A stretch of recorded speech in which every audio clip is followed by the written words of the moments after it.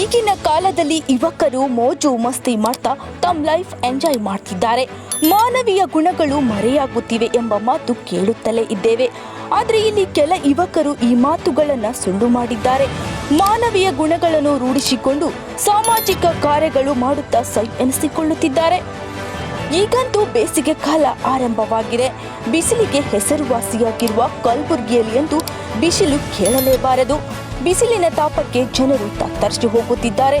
ಬಿಸಿಲಿನ ಭಯಕ್ಕೆ ಮನೆ ಸೇರುತ್ತಿದ್ದಾರೆ. ಇದು ಮನುಷ್ಯರ ಕಥೆಯಾದರೆ ಪಕ್ಷಿಗಳ ಕಥೆಯೇನು ಅಲ್ವಾ? ಪಕ್ಷಿಗಳು ಬಿಸಿಲಿನ ಬೇಗೆ ತಡೆಯಲಾಗದೆ ಪರದಾಡುತ್ತಿವೆ.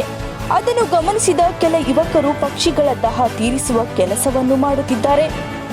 ಹೌದು, ಕರ್ನಾಟಕ ರಾಜ್ಯ ಮಾನವ ಹಕ್ಕುಗಳು ಹಾಗೂ ಪರಿಸರ ಸಂರಕ್ಷಣಾ ಸಮಿತಿ ಕಲಬುರಗಿ ಹಾಗೂ ವನಸಿರಿ ಫೌಂಡೇಶನ್ ಕಲಬುರಗಿ ಸಹಯೋಗದೊಂದಿಗೆ ಈ ವಿನೂತನ ಕಾರ್ಯ ಮಾಡಲಾಗುತ್ತಿದೆ. ಕಲಬುರಗಿ ನಗರದಲ್ಲಿ ವಿಶ್ವವಿದ್ಯಾಲಯ ಆವರಣ, ಪೊಲೀಸ್ ಠಾಣೆ ಆವರಣ, ಇನ್ನು ಅನೇಕ ಕಡೆ ಗಿಡ ಮರಗಳಿಗೆ ಅರವಟ್ಟಿಗೆಗಳನ್ನು ಕಟ್ಟುವ ಮೂಲಕ ಪಕ್ಷಿಗಳಿಗೆ ನೀರುಣಿಸುವ ಕೆಲಸ ಮಾಡುತ್ತಿದ್ದಾರೆ. ಈ ಉರಿ ಬಿಸಿಲಿನಲ್ಲೂ ಪಕ್ಷಿಗಳ ದಾಹ ತೀರಿಸುವ ಕೆಲಸ ಮಾಡುತ್ತಿರುವ ಇವರ ಕಾರ್ಯ ಶ್ಲಾಘನೀಯ.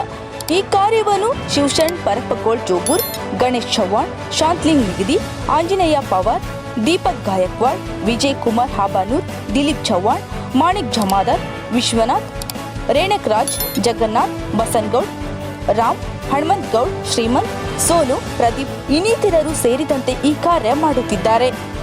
ಪಕ್ಷಿಗಳ ಉಳಿವಿಗಾಗಿ ಎಂಬ ಉದ್ದೇಶದಿಂದ ಪ್ರಾರಂಭವಾದ ಇವರ ಕಾರ್ಯ ಇನ್ನೂ ಸಫಲತೆ ಕಾಣಲಿ ಎಂಬುದು ನಮ್ಮ ಆಶಯ.